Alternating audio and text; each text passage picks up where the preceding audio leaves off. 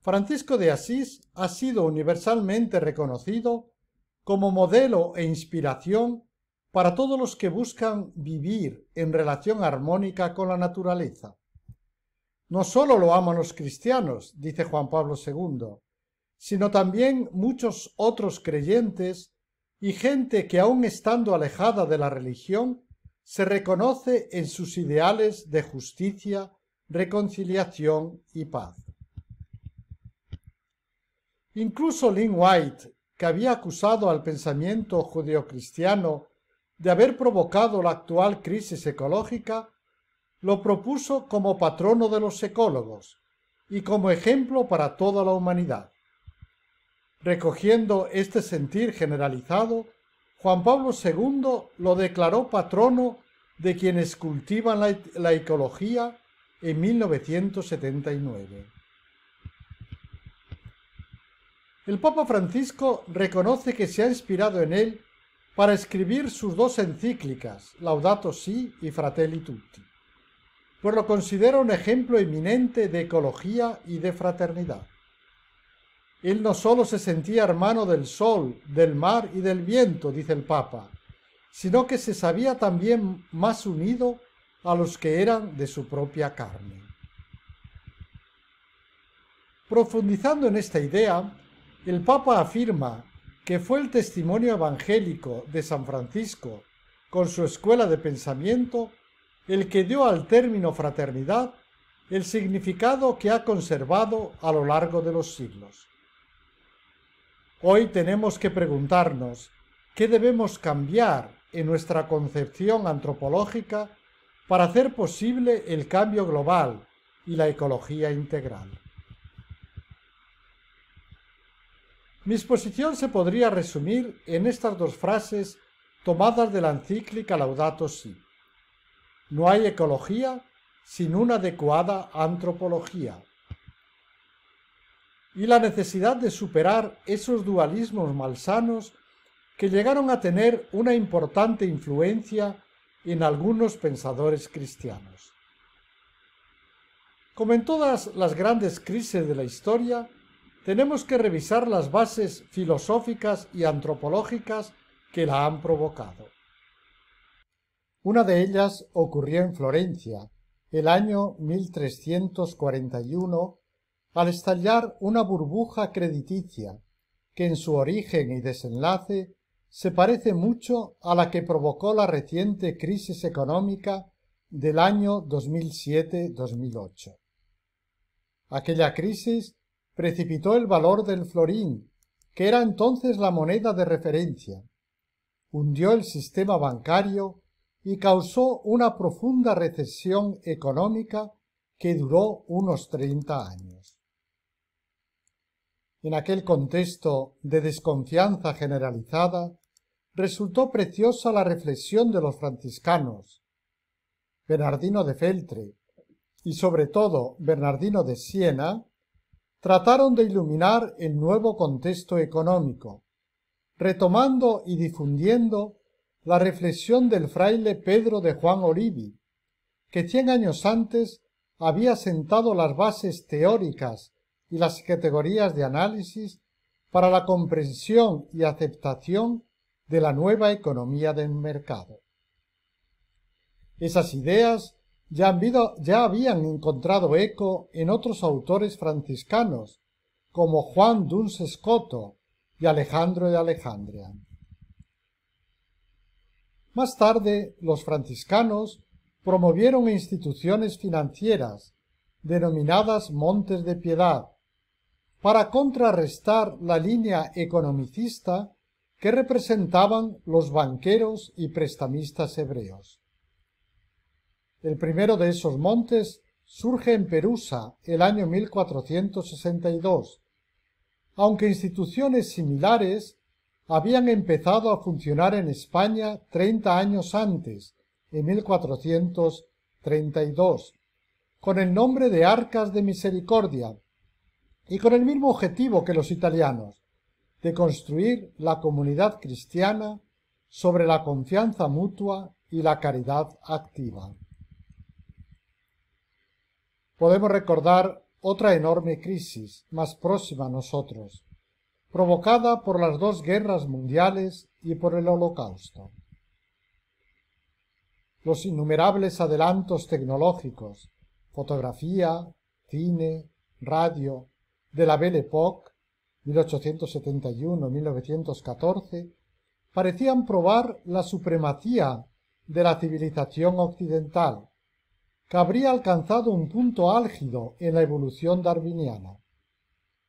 Sin embargo, fue allí donde estalló la mayor de las barbaries, mostrando que aquella sociedad era rica en tecnología, pero pobre en humanidad. Ante ese enorme trauma, Levinas llegó a la conclusión de que la filosofía occidental se había equivocado, poniendo al yo pensante en el centro de la realidad. Pienso, luego existo. Para evitar un nuevo holocausto, habría que abandonar ese yo dominador y poner en el centro al tú, aquel que con su rostro desnudo me abre al respeto y a la hospitalidad ontológica hacia todos los demás y hacia la entera creación. En esta línea, la tradición intelectual franciscana había ya subrayado que el ser humano es ante todo un ser relacional más que racional, fruto del don y llamado a la donación de sí mismo por amor. En esta perspectiva, el pienso, luego existo de Descartes se cambia en soy pensado, luego existo, es decir, existo porque he sido llamado amorosamente a la existencia, sin que yo pudiera merecerlo, porque no existía. Siendo fruto de la gratuidad más absoluta, seré plenamente yo mismo si desarrollo mi intrínseca capacidad de donarme en libertad. La modernidad, sin embargo, ha definido al ser humano como un lobo, homo homini lupus, un ser dividido internamente, dualismo ontológico, y netamente separado de las demás criaturas, dualismo óntico. Basándose en estos dualismos, ha intensificado la ideología antropocéntrica, que ya era típica del mundo occidental, y ha elaborado la tesis de la excepción humana. El cientifismo del siglo XIX acentúa esta tendencia, al sustituir la racionalidad ética por la racionalidad instrumental. El dualismo óntico postula una ruptura neta entre el hombre y las demás criaturas, es decir, una separación radical entre los seres humanos y las demás formas de vida que pertenecerían a otro orden del ser. Este dualismo se encuentra ya en la antigüedad griega, que presenta al ser humano poniendo orden, cosmos, en el caos, en una relación siempre penosa y conflictiva con las fuerzas naturales y con su propio cuerpo. El hombre sería esencialmente diferente a los demás animales, pues posee logos, palabra, razón, mientras que el resto de las especies son irracionales y sus acciones no superan el nivel de los instintos o hábitos. René Descartes acentúa esta separación. Dice que el hombre sería el único ser definible como pensante, res cogitans, y por tanto se distingue netamente del resto del universo, res extensa, que estaría sujeto a las leyes de la dinámica. Los animales serían meras máquinas, sin capacidad de pensar y determinados por mecanismos biológicos. Si bien, dice Descartes, están incomparablemente mejor ordenadas estas máquinas y poseen movimientos más admirables que ninguna otra de las que pueden inventar los hombres. Siguiendo la epistemología cartesiana, el movimiento de la Ilustración iniciado a finales del siglo XVII, reduce el mundo a un montón de objetos, descritos en términos matemáticos y geométricos. Más concretamente, lo define como reloj, máquina, taller, experimento. Para comprender su funcionamiento, bastaría recurrir a los principios de la materia y del movimiento. Las obras de Isaac Newton y Gottfried Leibniz, entre otros, reforzarán este movimiento mecánico del mundo, que es observado y percibido en modo funcionalista y utilitarista. En esta perspectiva, el progreso consiste en dominar y humanizar el mundo irracional. Francisco Bacon, por ejemplo, defiende el imperio dictatorial del hombre a través de la ciencia y de la técnica. Estas tienen el objetivo de ampliar los límites del imperio humano. Enlarging the bounds of human empire. René Descartes confirma que debemos usar la razón y la ciencia para convertirnos en dueños y señores de la naturaleza. El mundo sería un montón de máquinas que podemos reprogramar o eliminar según nos convenga. El dualismo óntico se ha manifestado también en un espiritualismo desencarnado que acentúa la separación materia-espíritu y promueve la resignación, en vez de estimular el compromiso personal y comunitario para superar las estructuras de dominación. El camino hacia la santidad exigiría el desprecio del cuerpo, de la sensualidad y de todo lo material. Los dualismos óntico y ontológico suelen ir siempre juntos. En efecto, las diversas formas de dominio arbitrario sobre el propio cuerpo se transforman en una lógica, a veces sutil, de dominio sobre la creación, dice la Laudato Si. Descartes hace una separación neta entre el cuerpo y la dimensión espiritual racional. En la primera reside la esencia del hombre, caracterizada por la capacidad de pensar, res cogitans, mientras que el cuerpo sería sólo un añadido, equiparable al de los animales, y por tanto subordinado. Se justifica así cualquier manipulación del propio cuerpo, como si fuera un objeto poseído, ajeno al núcleo personal. El hombre es descrito a través de múltiples pares oposicionales, cuerpo-alma, racionalidad-afectividad, necesidad-libertad, naturaleza-cultura, instinto-moralidad, etc. El énfasis en cualquiera de los dos elementos dará lugar a dos tendencias opuestas en la comprensión de lo humano, idealismo y materialismo, ambas caracterizadas por un fuerte dualismo. El idealismo se centra en la racionalidad, en el pensamiento subjetivo, relegando la dimensión corpórea a un segundo plano. Por otra parte, el materialismo reduce al hombre a la materialidad de su cuerpo, considerándolo como una pieza más del engranaje cósmico. De hecho, la afirmación antropocéntrica de la modernidad y el optimismo ilustrado conviven con antropologías reduccionistas que niegan la dimensión espiritual del hombre y lo declaran prisionero necesario de sus impulsos y de los condicionamientos sociales. Para comprenderlo, bastaría con observar directamente su comportamiento explícito, usando el método experimental estímulo-respuesta, behaviorismo, conductismo, etc.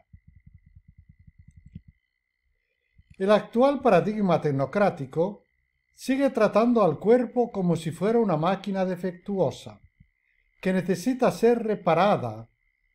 Los avances en las ciencias y tecnologías biomédicas han llevado a la idea de que el cuerpo humano puede ser modificado sin límite, subrayando la capacidad de intervenir sobre el ADN, la posibilidad de insertar elementos artificiales en el organismo, el cyborg, y el desarrollo de las neurociencias. Algunas tendencias del poshumanismo presentan el cuerpo humano como una realidad que se ha quedado obsoleta. Con la irrupción de la inteligencia artificial generativa a finales del año 2022, se habla ya de la posibilidad de crear una especie mecánica de Homo sapiens. Basándose en estos dualismos, se ha elaborado la tesis de la excepción humana, que afirma la superioridad del hombre en cuanto racional sobre todo lo demás. Se justifica así el dominio despótico sobre la naturaleza y sobre su mismo cuerpo. La naturaleza sería pura materia neutra, sin ningún valor intrínseco, totalmente disponible a su capricho. Consecuentemente, el ser humano no tendría ningún deber hacia los animales, ni le reconocería ningún derecho. Henri Bergson sostiene que la tesis de la excepción humana es el arquitrabe de la filosofía moderna, al menos desde la revolución copernicana en adelante. Schaeffer sostiene o afirma que esta tesis se basa no sólo en los dualismos óntico y ontológico, sino también en la exclusiva capacidad humana de acceder al conocimiento epistémico o ético y de hacerlo por vías inaccesibles a las demás criaturas. Las principales formas de esta teoría son tres. Filosófica. El hombre es visto como un yo, o un sujeto, radicalmente autónomo y fundador de su propio ser. Por tanto, su identidad no depende ni de la vida biológica ni de la social. Segunda, social. La identidad humana radica en lo social, mientras que su vida biológica sería simplemente el sustrato de la humanidad. El hombre sería no natural o hasta antinatural. Tercera, cultural. La identidad propiamente humana reside principalmente en la cultura, entendida como creación de sistemas simbólicos. Esa trascendencia cultural se opone a la naturaleza y a lo social. En las últimas décadas, la crisis socioambiental está obligando a revisar este modo de concebir la naturaleza y de relacionarnos con ella.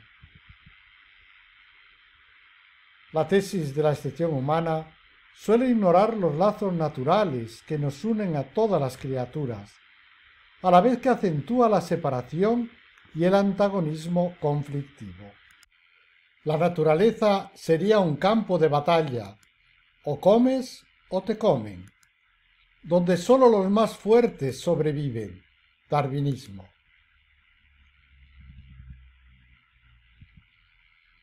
Los pobres y abandonados, entre los que se encuentra la hermana Madre Tierra, son los primeros en sufrir las consecuencias de ese antropocentrismo desviado y prometeico, que exalta la propia autosuficiencia y desprecia todo lo que percibe como frágil e indefenso.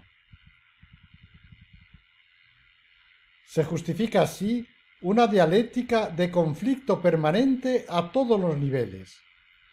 Por ejemplo, en economía se promueve la guerra de intereses. Los negocios son los negocios, business is business, o como dicen en Galicia, amigos sí, amiguiños sí, pero la vaquiña por lo que vale. En política se promueve la guerra con la excusa de garantizar la paz. Si vis pacem, para bellum. Si quieres la paz, prepara la guerra. Sería mejor decir si quieres la paz, prepara la paz. En medicina se soslayan los tratamientos holísticos para promover la lucha directa contra los agentes patógenos. En el ámbito comunicativo se usa la mentira y la media verdad, fake news, como armas para herir y anular al otro. A nivel sociocultural se intenta excluir cualquier alteridad incómoda. La eliminación del otro sería una poda necesaria para garantizar que el árbol social se revitalice y crezca. Estudios recientes, sin embargo, muestran que también en el ámbito económico el ser humano tiende naturalmente al altruismo y a la cooperación, y asimismo en los otros ámbitos. A nivel subjetivo, esto se traduce en un consumismo exacerbado, que todo reduce a la irrelevancia, a simples productos de usar y tirar en modo compulsivo. Tanto los seres humanos excluidos como las cosas se convierten rápidamente en basura. El dominio despótico sobre la naturaleza tiene su extremo contrario en el igualitarismo de algunos movimientos neopaganos o panteístas que la sacralizan como si fuera un tabú intocable. Mientras el antropocentrismo despótico la reduce a objeto informe totalmente disponible para su manipulación, dice la Laudato Si al número 106, el igualitarismo ignora la especificidad del ser humano y el valor de la diversidad.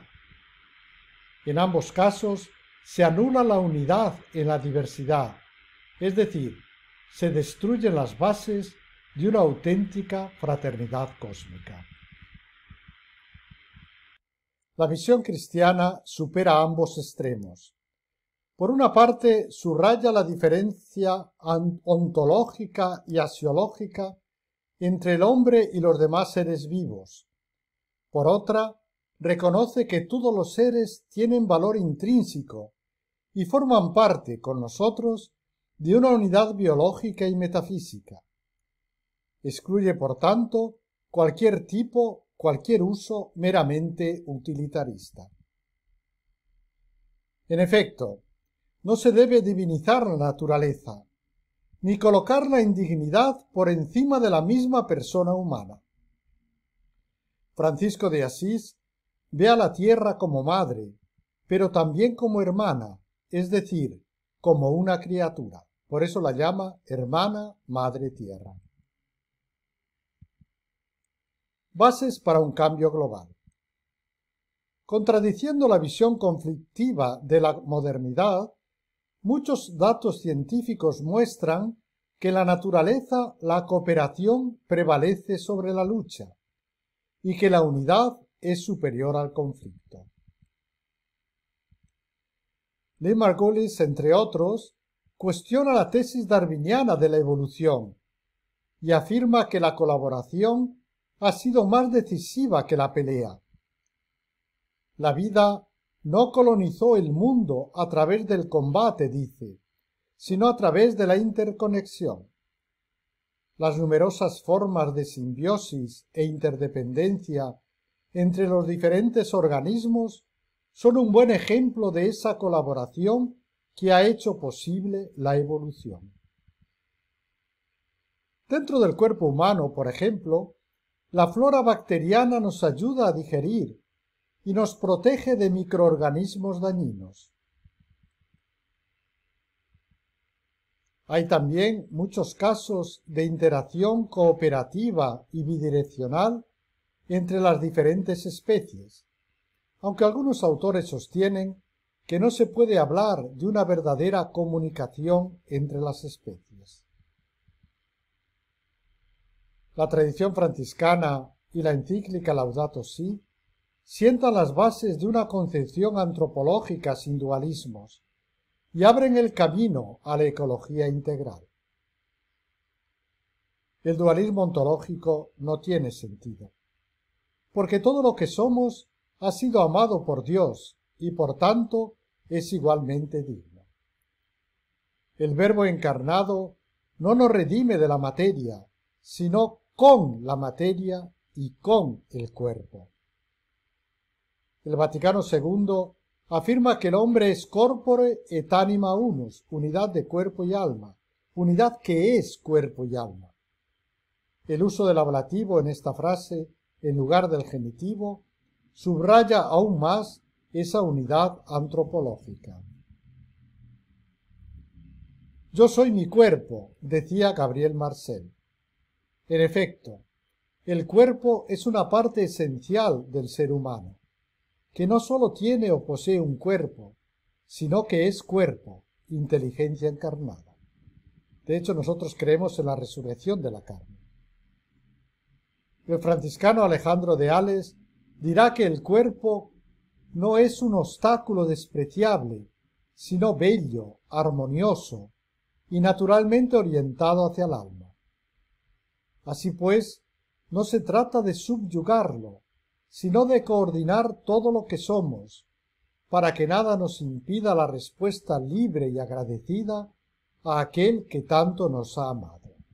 En realidad todo va en ese sentido, el ser libres para amar.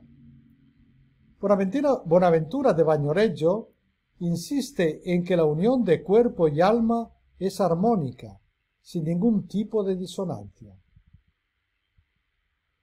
En el pensamiento de Duns Scoto, el cuerpo no es enemigo del alma, sino un necesario y armonioso complemento. Siempre debe ser tratado con respeto, pues la forma corporitatis, que prepara su unión con el alma, es perenne y continúa más allá de la muerte. Así pues, el cuerpo posee siempre un valor óntico, relacional y finalístico, incluso cuando todavía es feto y cuando ya es cadáver. Se debe superar también el dualismo óntico. La encíclica Laudato Si reconoce que el ser humano tiene un valor inalienable, una dignidad especialísima, pero recuerda también que el mundo posee un valor intrínseco en sí mismo, independientemente de la utilidad que pueda proporcionarnos. No es mera naturaleza, sino creación amada por Dios y por tanto digna. El hombre es imago Dei, imagen de Dios, y al mismo tiempo es hijo de la tierra, Adamá. Comparte con los demás seres vivientes el mismo sustrato físico y químico, y una buena parte de la información genética. Es decir, está estrechamente unido a todos los seres. Así pues, necesitamos reforzar la conciencia de un origen común y de una pertenencia mutua y de un futuro compartido por todos. Los lazos que unen a todos los seres son tan fuertes que el ser humano no puede cuidarse sin cuidar la naturaleza y viceversa. Individualidad en vez de individualismo. El actual paradigma tecnocientífico favorece el individualismo, la homogeneización y la masificación, pero no la individualidad. En vez de acoger y valorizar, prefiere analizar, objetivar, diseccionar. El otro no es reconocido ni apreciado como un tú único e irrepetible. Se promueven relaciones de tipo anónimo y eficientista, no tuismo, no se reconoce al otro como un tú, basadas en el interés monetario, cash nexus. Te pago y basta, pero tú no eres mi hermano o mi hermana. A nivel filosófico, el franciscano Juan Duns Scoto defiende la dignidad y la libertad metafísica del individuo, en cuanto único e irrepetible. describe esa individualidad usando el concepto de echeitas, eceidad, ser aquí, en base al cual cada cosa es lo que es.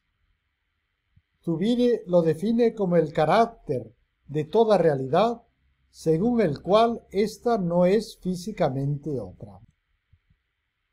Las grandes corrientes occidentales, en cambio, soslayan la singularidad de cada ser y lo subordinan a lo universal. De este modo, dice Zubiri, el individuo se esfuma. La encíclica Laudato Si subraya también la importancia de respetar la individualidad de cada persona y de cada criatura para poder promover la unidad en la diversidad. Todo lo que existe ha sido creado según el modelo divino trinitario y por tanto es una trama de relaciones. Ningún ser vivo es superfluo, pues cada uno de ellos tiene un valor propio ante Dios y una función específica. Francisco de Asís, inspirador y modelo. Francisco de Asís tuvo que afrontar los dualismos óntico y ontológico de los cátaros y de otros movimientos neoplatónicos de entonces, que despreciaban la naturaleza y en general todo lo visible y material, incluyendo al cuerpo humano. En el mapa pueden ver la extensión de este movimiento cátaro o albigense.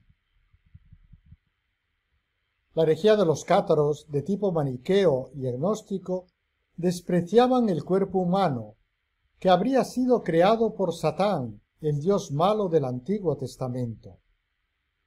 El alma pertenecería a otro ámbito, el del Dios bueno del Nuevo Testamento, y no tendría nada que ver con el cuerpo, que sería sólo su cárcel, dualismo ontológico.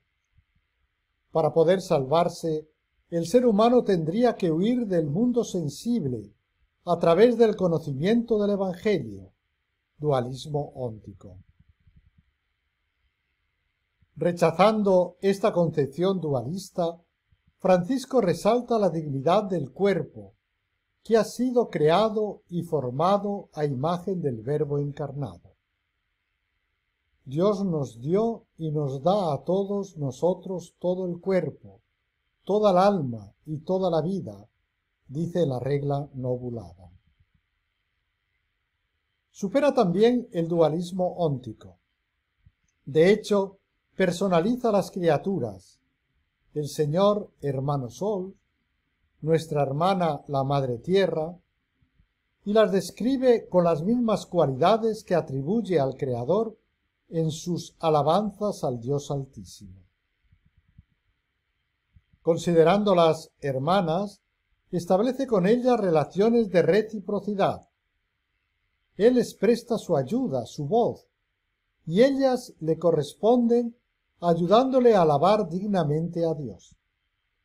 En efecto, dice Francisco, nosotros, miserables y pecadores, no somos dignos de nombrarte, mientras que todas las criaturas que hay bajo el cielo de por sí sirven, conocen y obedecen a su Creador mejor que tú.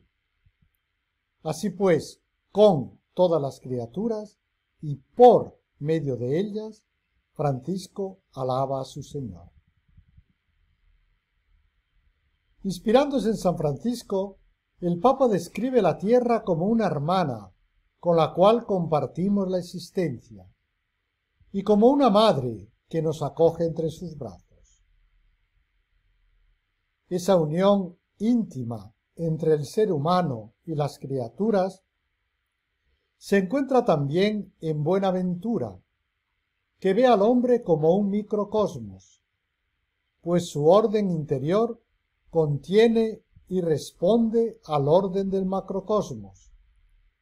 Esto le permite elevarse a Dios a través de las cosas sensibles. A partir de ellas, dice, como de un vestigio, el alma puede elevarse a comprender la potencia, la sabiduría y la bondad del Creador. Una ecología de parentesco.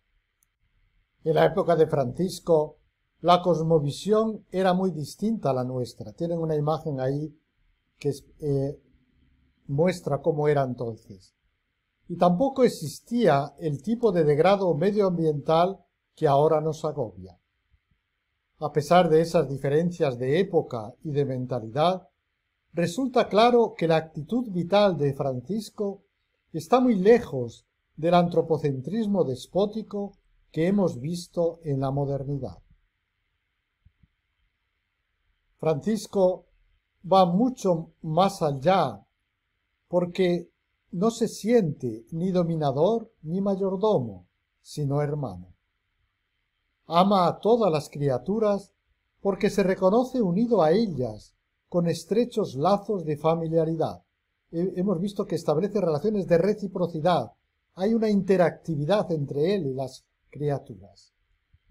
La casa común es su casa. Quienes la habitan son sus hermanos y hermanas. No hace falta que le exijan comportarse bien. Le sale de dentro y lo hace con gozo. Esta ecología de parentesco es una base mucho más profunda y eficaz que la ecología de mera administración, que está presente en muchos cristianos todavía. Necesidad de la mística y de la espiritualidad. Francisco de Asís fue un místico y un peregrino, dice el Papa, que vivía en maravillosa armonía con Dios, con los otros, con la naturaleza y consigo mismo. Contemplando la creación, alaba al Creador. Creciendo en su unión con Cristo, se descubre hermano universal. Cada vez que él miraba el sol, la luna o los más pequeños animales, su reacción era cantar, incorporando en su alabanza a las demás criaturas. La modernidad, sin embargo, ha despojado el mundo de su misterio. Nos dice Russell, la ciencia en sus comienzos fue debida a hombres que tenían amor al mundo. Percibían la belleza de las estrellas y del mar, de los vientos y de las montañas. Porque amaban todas esas cosas, sus pensamientos se ocupaban de ellas y deseaban entenderlas más íntimamente que lo que era mera contemplación exterior. El mundo, decía Heráclito, es un fuego siempre vivo. En efecto, Heráclito y los demás filósofos jónicos, de los que vino el primer impulso hacia el conocimiento científico, sintieron la extraña belleza del mundo, casi como una locura en la sangre. Pero paso a paso, el impulso poder ha dominado por completo al impulso amor, y hemos convertido la naturaleza en un objeto de disección. Necesitamos una mirada distinta, que nos ayude a salir del pragmatismo utilitarista y nos permita ver la naturaleza como un gozoso misterio de comunión y de relaciones. En efecto, si nos sentimos íntimamente unidos a todo lo que existe como San Francisco, las virtudes ecológicas brotarán de modo espontáneo. Conclusión. En mi exposición he mostrado que el cambio global que anhelamos exige superar los dualismos óntico y ontológico, pues no hay ecología sin una adecuada antropología. He subrayado también la importancia de la experiencia espiritual, que está a la base de la tradición franciscana, pues esa experiencia profunda hace surgir grandes motivaciones para el cuidado de la naturaleza y de los hermanos y hermanas más frágiles. El discurso lógico y racional acompaña esa experiencia, pero no basta por sí mismo para alimentar una pasión por el cuidado del mundo. La gravedad de la actual crisis socioambiental exige asumir juntos una nueva ciudadanía ecológica, con estilos de vida más sobria y modos más sostenibles de entender la economía y el progreso. Exige también una amplia colaboración para poder encontrar respuestas integrales y viables a todos los niveles: cultural, religioso, ecuménico, ético. La ciencia y la religión, que aportan diferentes aproximaciones a la realidad, pueden entrar en un diálogo intenso y productivo para ambas.